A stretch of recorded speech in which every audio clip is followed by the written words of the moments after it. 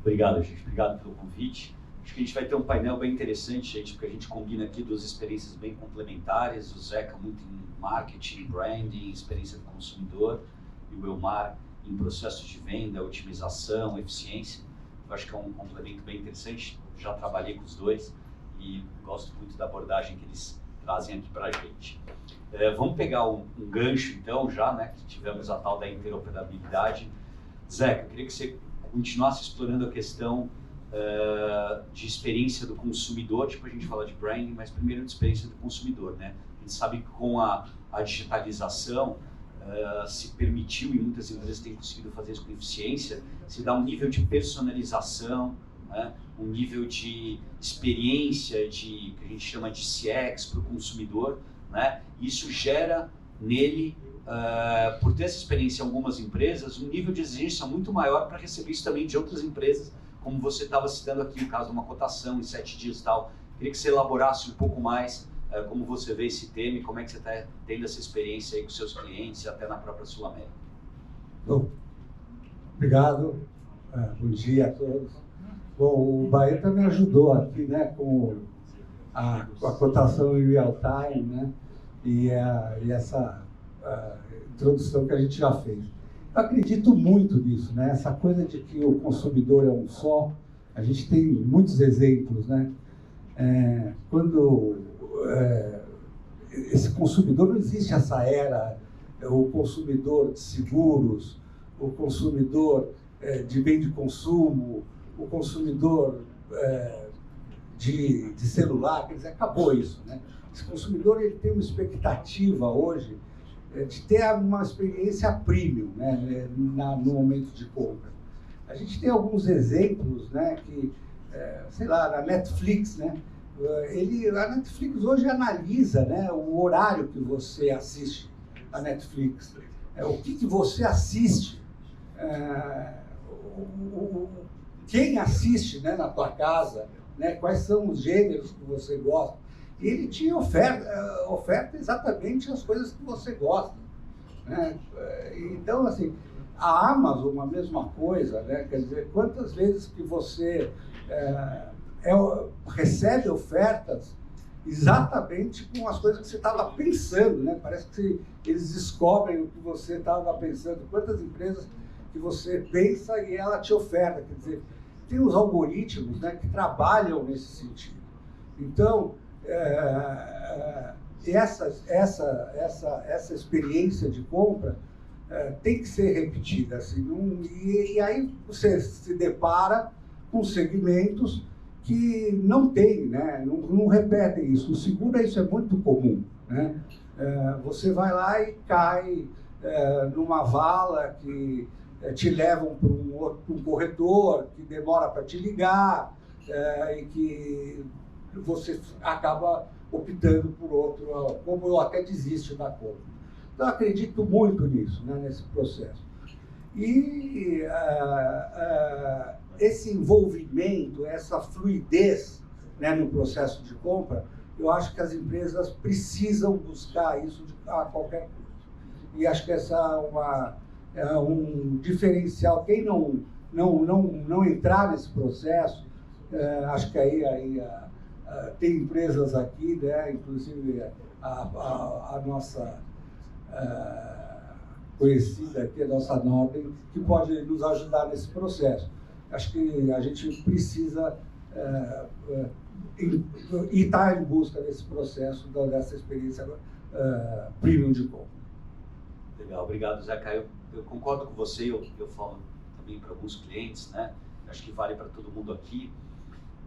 No final das contas, em experiência, a gente está concorrendo com a Amazon, a gente está concorrendo com a Netflix, estamos concorrendo com o Uber, qualquer setor que a gente tiver, porque justamente e mesmo para o B2B, né? Não sei quantos de vocês estão mais no negócio de B2B do que do B2C, esse comprador, consumidor, ele é o mesmo comprador que está na empresa tomando decisão, interagindo com a empresa de vocês para fazer uma compra. A gente pode argumentar que o B2B é mais racional, é mais técnico, etc. Mas no final das contas, essa experiência ele quer ter também na sua relação B2B, né? Então, tanto no mercado de consumo como no B2B, a gente está concorrendo com empresas que dão uma experiência de compra para a gente excepcional. Então, realmente, a barra cresceu muito. Eu estou de acordo com você, Zeca. Legal, obrigado aí pelos insights.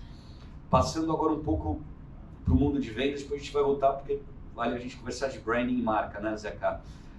Do seu lado, Elmar, você que está muito envolvido em ajudar as empresas a estruturar, otimizar, ganhar mais eficiência nos seus processos de vendas.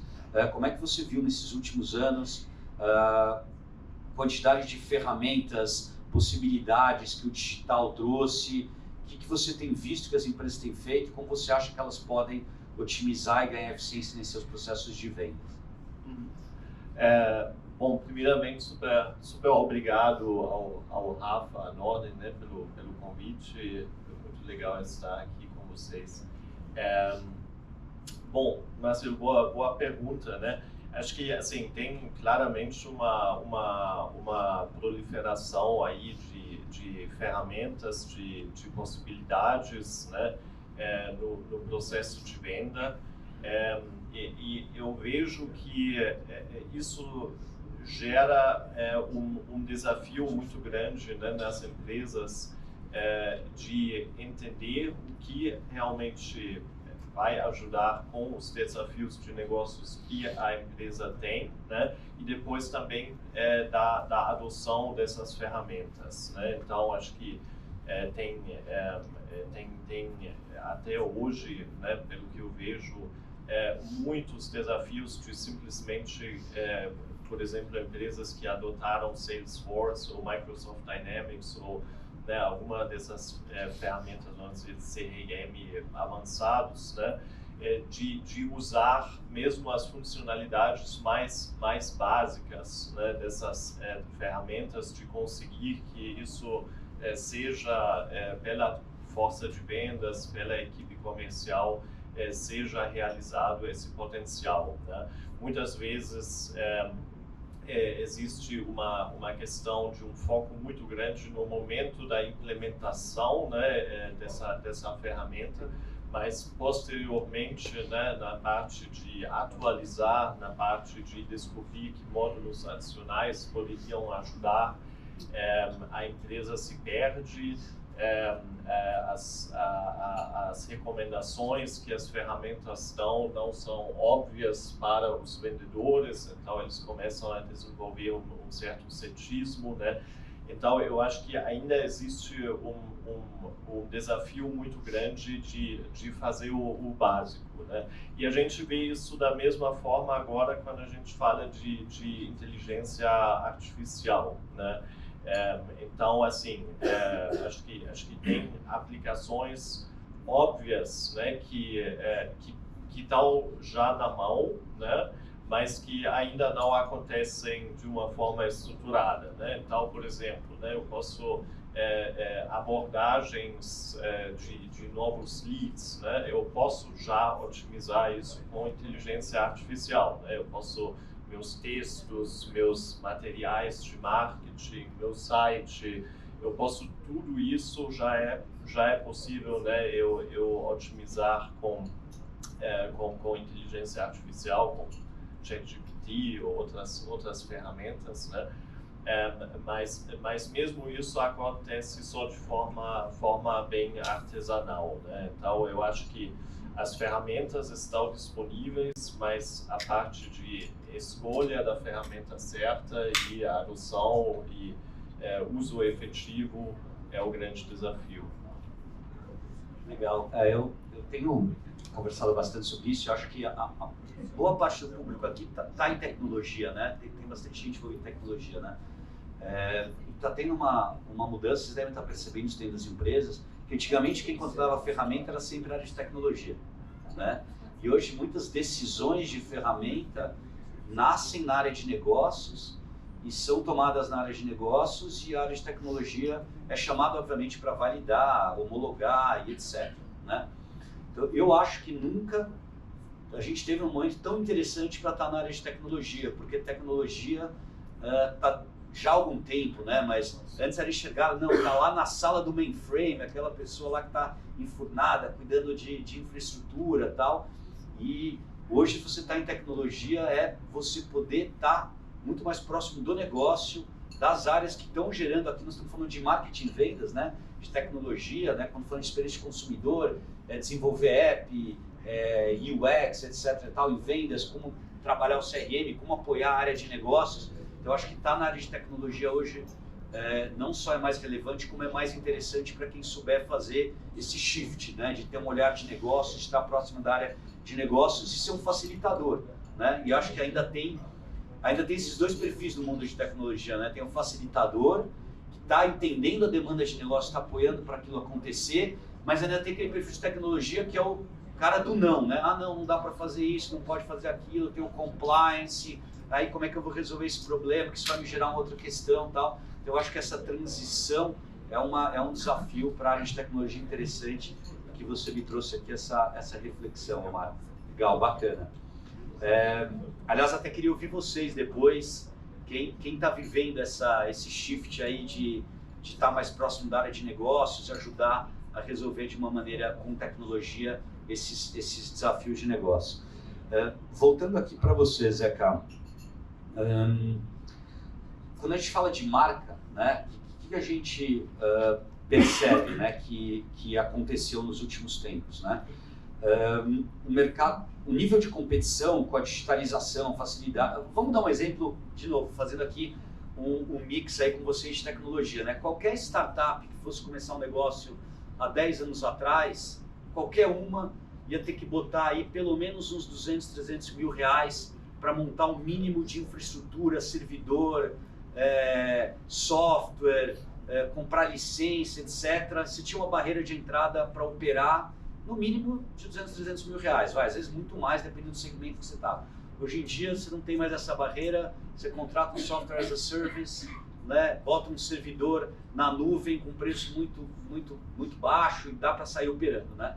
Isso gera, quando a gente olha para um jogo, criar uma empresa, entrar no mercado e começar a concorrer com os incumbentes que a gente fala, né, é muito fácil. Então, o nível de competição, o nível de comoditização das soluções aumentou muito. É muito mais difícil você gerar diferenciação através de produto. E eu ouço muito você falar que neste tipo de cenário, a marca passa a ser muito importante como um diferencial, né? Que às vezes até é contra-intuitivo, porque tem muita gente que fala, não precisa mais de marca, já vamos direto para a competição de preço, de produto. O importante é comprar clientes, né? Vamos fazer aquisição só de cliente, é isso que importa, e não precisa mais investir em marca. Eu vejo que você pensa bastante diferente disso, eu queria que você elaborasse para a gente um pouco essa história. Eu acho que a marca, né, ela cria um vínculo emocional, né, e a gente está vendo aí vários exemplos de empresas que cresceram a custa de comprar cliente, né, de investir na compra de clientes, e que hoje não criaram esse vínculo emocional, que estão pagando um preço alto, talvez, por isso. Eu acredito muito nisso, nesse investimento na marca.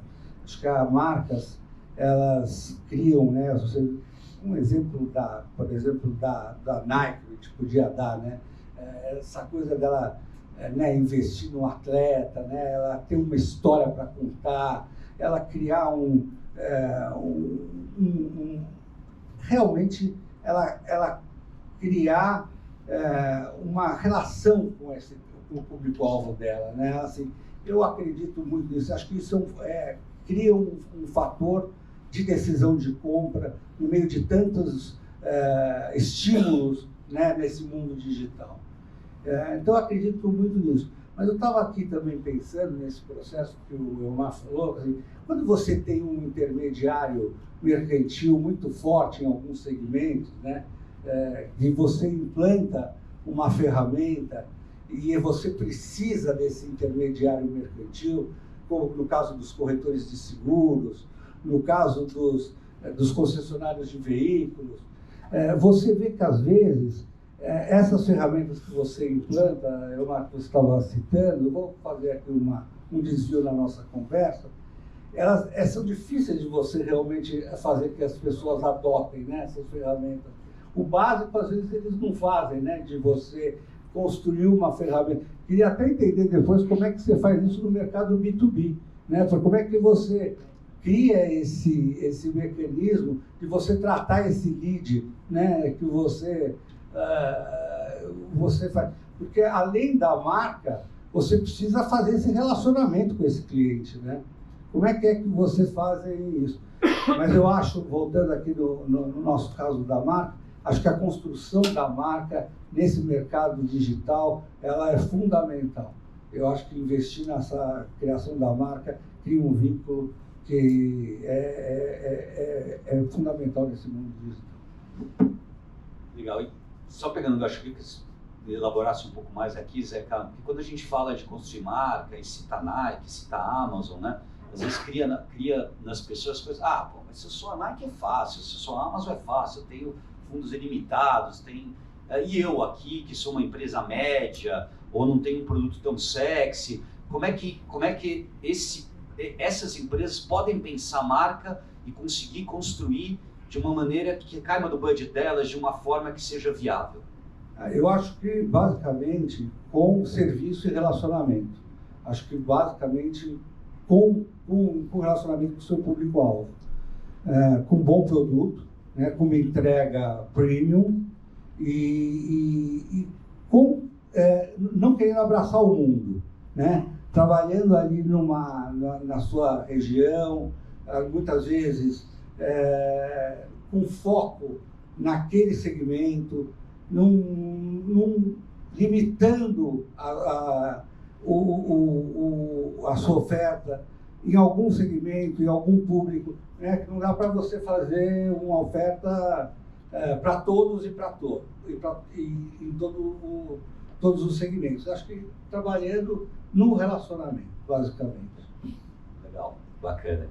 Obrigado, Zeca. E, Elmar, quando a gente fala em eficiência de vendas, né, normalmente a gente, por intuição, vai para a força de vendas, para o CRM, né, que é essa coisa que é mais óbvia, né? Mas quando a gente olha as possibilidades que a digitalização dá para a gente, tem coisas que dá para fazer desde o desenho do produto até o processo de pós-venda, né? E tudo isso vai gerar aumento de vendas, vai gerar crescimento e tal. Conta um pouco como é que você vê, talvez, nas diferentes etapas, o que dá para ser feito. Acho que assim, para mim, eu sempre gosto de falar que acho que são 3 tipos de benefício, né? Quando eu penso em como a digitalização cria mais eficiência, mais eficácia de vendas, né? Acho que o primeiro é realmente essa eficiência de processos, né? Então, acho que tirar trabalho manual, tirar trabalho administrativo de uma força de vendas, atender o cliente, o consumidor de uma forma mais eficiente, né? Isso gera eficiência, libera tempo e reduz custo, né? Então, é fundamental. O segundo é a experiência do cliente, né? E acho que o Felipe aí deu um bom exemplo, né, na jornada da Piwi, né? Como em todas as etapas o digital melhora a experiência do cliente, né? Cotação mais rápida, atendimento mais rápido, informação mais completa, escolha mais fácil. Então, acho que isso acontece em todos os setores, né?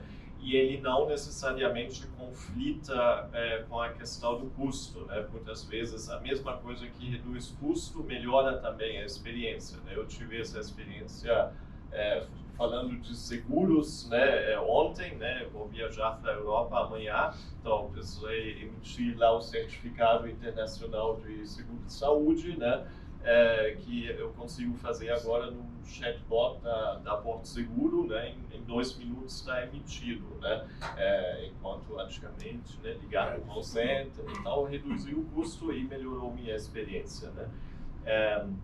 E o terceiro, né, e não menos importante, né, acho que é a questão da eficácia de vendas, né? Então, usar o digital para vender melhor, né? E daí, assim, são inúmeras possibilidades, né? Desde a identificação de leads, né? Que é muito onde vocês entram, né? E tem as ferramentas da Sales Impact que eu acho bem impressionante, né? Então, assim, ser mais assertivo nessa etapa inicial de entender quem poderia se interessar pelo produto e qualificar esses leads e fazer esse tratamento inicial, né? Até entender dentro de uma carteira, né, de clientes onde que eu tenho risco de churn, onde que eu tenho oportunidade de upsell, de cross-sell, né? Onde eu tenho talvez uma oportunidade de preço que eu não descobri, a própria segmentação dos clientes, né? Que aí a gente já fala hoje de inteligência artificial, né? Que eu consigo, usando inteligência artificial, fazer uma segmentação que o ser humano nunca pensou nesses critérios, né? E claro, né, também quando a gente fala do marketing, né, a personalização das mensagens, a personalização das próprias campanhas, né, no digital, o teste A/B de campanhas, abordagens diferentes, enfim, né, tudo isso hoje é possível, né, de uma forma que eu consigo vender mais, vender melhor, aproveitar oportunidades de preço. Então, aqui uma grande possibilidade, né, que o digital e agora a inteligência artificial trouxe. Legal. Obrigado, Omar. Eu estava te ouvindo e eu acho que talvez aqui para o público também seja legal a gente explorar um pouco isso, né? Eu estou nesse mundo de marketing e vendas. Eu vejo que, pelo menos nesse mundo, mas acho que em todos os mundos, o processo todo de fazer um trabalho eficiente, completo, está cada vez mais complexo, né? Você juntar talento com ferramentas disponíveis, as mudanças que são constantes de mercado, de comportamento, até a quantidade de novidades que surgem, né, o tempo todo. Então, pelo menos aqui na Sales Impact, a gente se posiciona muito como uma empresa que integra soluções e entrega um resultado final para o cliente, acreditando que nessa integração de pessoas, processos, ferramentas é de onde vai sair o resultado, né? E quando eu olho aqui para o nosso palco, né, nós três somos fornecedores de serviços, a Norden é fornecedora de serviços, né? E eu vejo cada vez mais o desafio para as empresas de conseguir resolver as paradas todas que elas têm que resolver só com os recursos internos, né? Porque cada vez os times estão mais enxutos, né? Pressão por headcount, por não ter crescimento de headcount é grande e ao mesmo tempo a complexidade aumentando. Como é que vocês estão sentindo nas empresas que trabalham nos clientes essa integração do trabalho conjunto do cliente junto com o fornecedor externo? Como é que vocês acham que isso pode se dar de uma maneira eficiente, bacana e que resolve os problemas dos clientes, né? Esse é o desafio da Norden, é nosso, é dos próprios clientes, né? Como é que eu trago um fornecedor para dentro, mas que realmente veste minha camisa, trabalha comigo, integra com o meu time? Como é que vocês veem isso na experiência de vocês? Não estava aqui no script a gente falar disso, mas foi uma coisa que eu acho que junta bastante tudo que a gente está vivendo aqui, o público que está aqui hoje. Bom, no nosso caso aqui, tá, a Alessandra aqui, minha sócia aí também, cada vez mais nos chamam por causa disso, né? Porque a gente encontra a empresa, às vezes, muito enxuta e precisa da gente para complementar o trabalho, por exemplo, no marketing, né? A gente tem lá um time de marketing, às vezes, muito enxuto e a empresa precisa desenvolver um novo desafio e a gente complementa esse time de marketing nesse novo desafio, ajudando ou no planejamento de marketing ou desenvolvendo esse novo job junto com a equipe de marketing, a gente, ou no processo de gestão de um projeto, né, que a Alessandra é especialista nesse processo de gestão de projetos de planejamento estratégico. Então, a gente complementa a empresa nesse processo. Então, é exatamente isso, né? A gente vê cada vez mais as empresas enxutas precisando das EV nesse processo de complementação da equipe. Eu vejo muito positivamente esse processo. A gente está sendo rico para a gente esse campo. Quer complementar? Eu acho que o que eu percebo um pouco, né, no mundo da consultoria, né, assim, acho que consultoria estratégica costumava ser um serviço, né, que era muito pontual, né, uma contratação pontual, projeto de 2 meses, 3 meses, com uma entrega, um documento, ou algum estudo, ou alguma recomendação, e daí a empresa seguia com isso, né?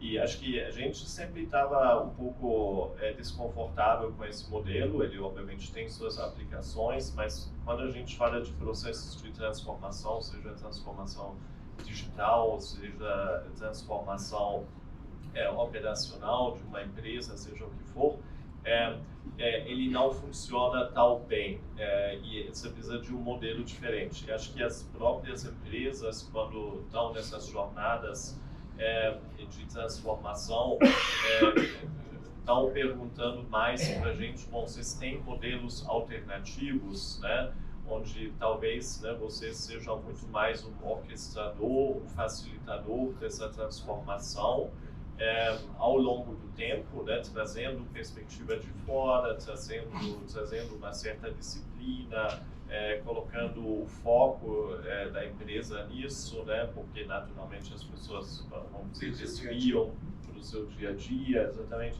Então, a gente tem visto cada vez mais essa transição para um modelo de serviço um pouco diferente do que a consultoria estava, na verdade, bem diferente do que a consultoria tradicional.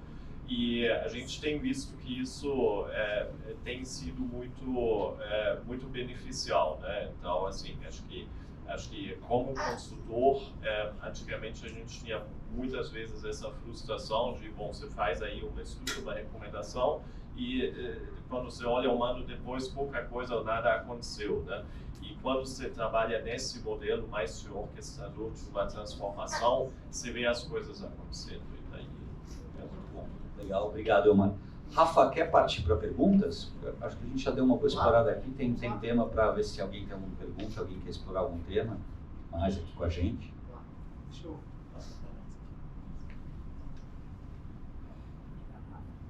Bom, obrigado por compartilhar todo esse conhecimento. Eu sou Alex, da Enxu Green, e tem um desafio não, na verdade, tem alguns anos de seguro e sempre ouvi a máxima de que ninguém acorda com vontade de contratar um seguro, sonhando, nossa, estou com uma vontade louca de contratar um seguro. Então tem uma baixa desejabilidade, mas uma alta confiança. Falamos de vendas aqui, falamos de marketing, e a minha pergunta sempre foi dito que isso é um problema cultural. A inteligência artificial tem ajudado nesse processo de engajar o segurado nesse gap cultural, nesse costume, nessa necessidade de contratar um seguro, apesar da saúde ser algo, como foi dito, é fundamental. O Zé está mais preparado. Eu acho que ainda não. Acho que ainda é muito recente, né, esse processo. Eu acho que ainda mais no Brasil, acho que ainda tem um processo cultural. A CNSEG acabou de lançar um plano diretor para poder aumentar a percepção positiva do seguro. Hoje a penetração do seguro no Brasil ainda é muito pequena. Então, acho que ainda existe um desafio muito grande. Uma parte muito pequena da população ainda tem seguro. Então, acho que assim, ainda existe esse desafio. Ninguém acorda realmente com vontade de comprar seguro, né? Então, eu diria que não. A inteligência artificial ainda não está ajudando o brasileiro, principalmente, a comprar seguro. Janela de oportunidade. Tem uma janela enorme de oportunidade aí. Eu vou completar, eu tenho uma visão muito própria disso também. Eu acho que tem um problema de cultura no Brasil, sem dúvida nenhuma, mas acho que pouca gente fala que nós temos um problema de renda, né? As pessoas têm necessidades mais básicas, mais prementes, mais do dia a dia, de resolver o drama de amanhã, e o seguro é uma coisa que você tem que pensar no futuro, numa eventualidade que pode acontecer. Então, eu acho que tem esse drama. E quando a gente não melhorar a renda média, difícil também crescer a contratação de seguros. A Netflix concorre com o plano de saúde, né? Exato. Obrigado. Mais alguém? Bem. Deixa eu fazer uma parte que eu lembrei de uma coisa que eu acho que é interessante dividir com vocês. Acho que a gente está vivendo essa coisa da experiência do consumidor, a gente está vivendo um momento agora que é diferente de outros que a gente teve de inovação.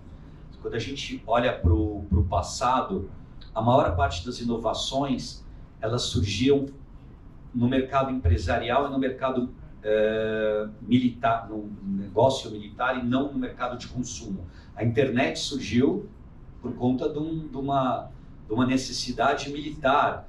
A gente chegou no PC, do computador pessoal, mas ele começou com mainframe dentro das empresas, né? Então as inovações surgiam nas empresas, no segmento militar, e aos poucos elas vinham para o mercado de consumo. Está acontecendo o contrário agora. A inovação está surgindo no Netflix, na Amazon, na Apple, e a partir daí está se gerando uma demanda e uma exigência para que as empresas corram atrás dessa inovação e incorporem esses processos, essa usabilidade, essa agilidade dentro das nossas empresas, né? Então, acho que é um desafio adicional para nós, da gente conseguir reagir a essa necessidade, essa velocidade que o consumidor tem, que antes não existia. É um pequeno detalhe, mas muda bastante a perspectiva que a gente tem que ter dentro das empresas para entregar qualidade, engajamento, proximidade para os clientes que a gente tem, né? Acho que isso é interessante dividir com vocês, que é uma visão que eu tenho. Eu queria fazer uma pergunta para queria que você contasse um pouco como... Eu queria que você contasse um pouco como é que é o processo de geração de leads B2B. Ah, legal. Como é que é? Deixa eu contar para vocês. A gente, quando você olha um processo de vendas, você tem, pegando lá o funil, né? Não sei quantos de vocês estão aqui acostumados mais com vendas, mas você tem um funil onde você tem mais o começo do funil, onde você tem que encontrar potenciais clientes para começarem a interagir com você e a partir daí conhecer você, depois considerar, para depois pensar num interesse de compra, numa proposta, etc. Então, quando você olha o processo de venda hoje, ele é muito mais segmentado e muito mais especializado do que era. O Mar está aqui para comprovar isso, porque já fez vários projetos desse tipo, né? E vamos lembrar, né, Mar, como é que era uma força de vendas até 5 anos atrás e ainda é na maior parte das empresas, né? Vendas é um grande RH, né? Pega lá o diretor de vendas, contrata os gerentes, reúne na segunda-feira de manhã, vamos lá, moçada, bate palma, vamos trabalhar, vamos fechar negócio essa semana. O que você vai fazer? Eu vou fazer uma visita, eu vou tomar um café lá, vou fazer não sei o que e tal. Basicamente uma área de motivação, né? Motivação, faca no dente, meta, comissão alta para o cara buscar, porque o vendedor só reage a dinheiro. É um pouco esse conceito, né? Que ainda tem muita empresa assim, tá? Vamos olhar para os dias de hoje. O que as novas metodologias dizem, né? Que o trabalho inicial do funil de prospecção exige um processo próprio, um perfil de profissional próprio, uma dinâmica de gestão própria, que é diferente do processo de pré-vendas, quando você já está em contato com o cliente, já está tentando entender a necessidade dele, o que ele precisa, como é que você customiza uma proposta, como é que você customiza a solução, que é um tipo de profissional, de processo diferente daquele cara que é o hunter mesmo, que vai atrás de um cliente novo. Depois você tem um terceiro processo, que é o de conversão, né? De conseguir trazer aquele cliente para dentro. E você tem um quarto processo, que é o pós-venda, né? Que é você trabalhar aquele cliente para gerar recorrência, venda adicional e etc. Então, primeiro a gente precisa entender essa lógica. Então, uma força de vendas hoje, ela quase que precisa ter 4 tipos de vendedor diferentes, com 4 tipos de processo, com remunerações diferentes e sistemas diferentes trabalhando. Né? Então, o que nós nos especializamos? Nós especializamos na primeira metade do funil. Né? O que a gente está dizendo para os clientes esse processo de geração de demanda está cada vez mais complexo, exige esse profissional, essa metodologia, essa ferramenta, que muitas empresas não têm como desenvolver dentro de casa. Né? Elas são muito competentes em formar sua própria força de vendas, fazer uma venda técnica, fazer a conversão, fazer o pós-venda, mas quando elas começam a se aventurar no processo de contratar SDR, Inside Sales, CRM, base de dados, tem dificuldade de reter o time, tem dificuldade de ter os KPIs certos, tem dificuldade de avaliar o retorno sobre investimento nosso, a gente se propõe a fazer isso. Então as empresas nos contratam para a gente ir para o mercado, fazer segmentação, buscar os clientes ideais e fazer todo o processo a trazer esse cara para a mesa. A hora que esse cara está pronto em vir para a mesa, aí eu falo, Rafa, traz o seu time de vendas, reunião agendada, 4 da tarde na sexta-feira, com o gerente de infraestrutura da empresa tal que está precisando contratar 5 profissionais para um projeto, para um squad assim, tá? A gente cuida de toda essa parte da primeira metade do funil e a gente acredita que cada vez mais as empresas vão acordar para a necessidade de ter uma empresa especialista fazendo isso. Tá? Ainda tem um preconceito que vendas é core e eu preciso ter todo o processo de vendas dentro de casa. Então você não entrega o link, você entrega a reunião. Eu entrego, no nosso caso, a gente entrega a reunião agendada. Tá? Eu resolvo toda a parte prévia desse assunto com digital e com times terceirizados de prospecção. Obrigado pela pergunta, Zé. Não é bem uma pergunta, uma observação. O IA é muito sedutor, né? É um assunto está muito em voga, mas o quão os clientes estão preparados para poder ir para um desafio de IA? Porque acredito que tem etapas a serem cumpridas antes de você partir para uma solução de inteligência artificial. Muitos clientes não têm a sua parte de processos muito bem definidas, muito menos a parte de automação. Então, como vocês enfrentam esses desafios em campo com os clientes? O quão não é real para eles colocarem isso em prática ainda? Acredito que isso seja um grande desafio atualmente para vocês.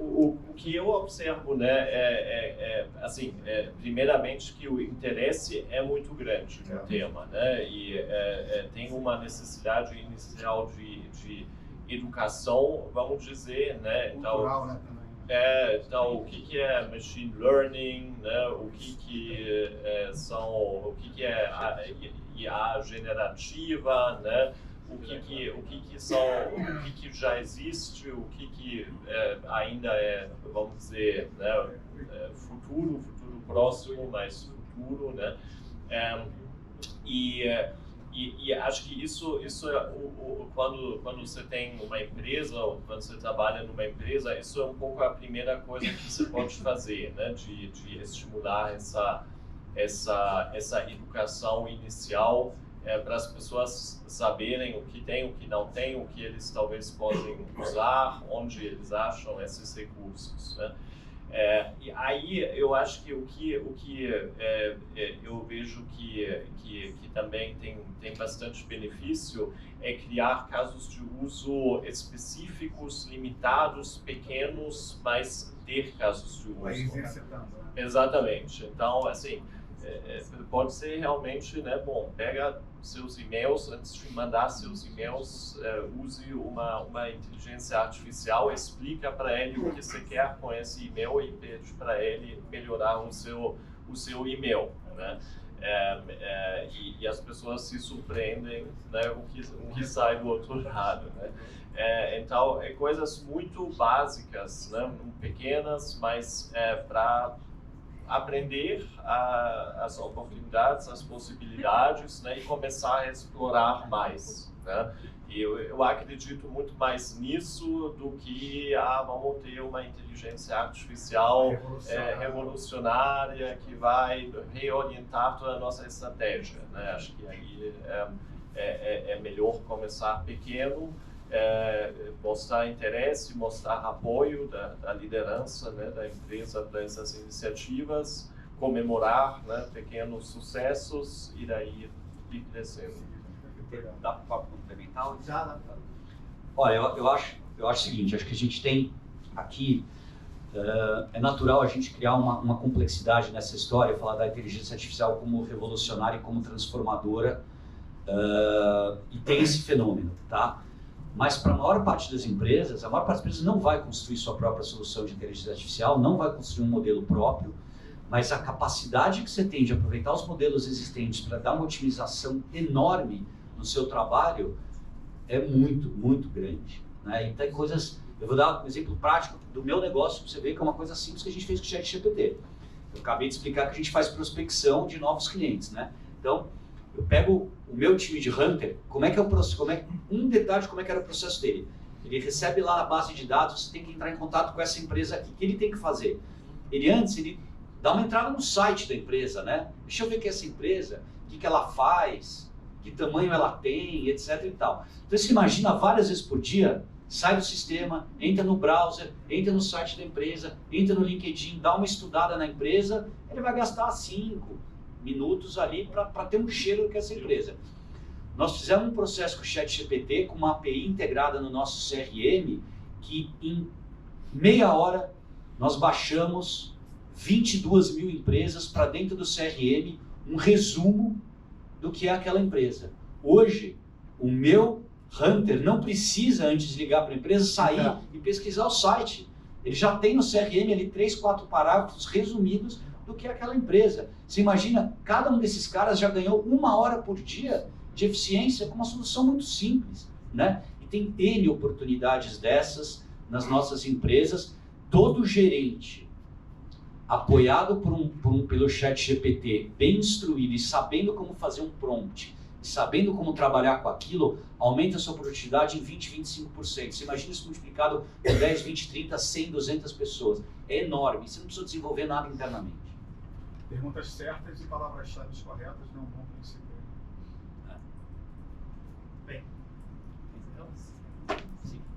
Obrigado, gente.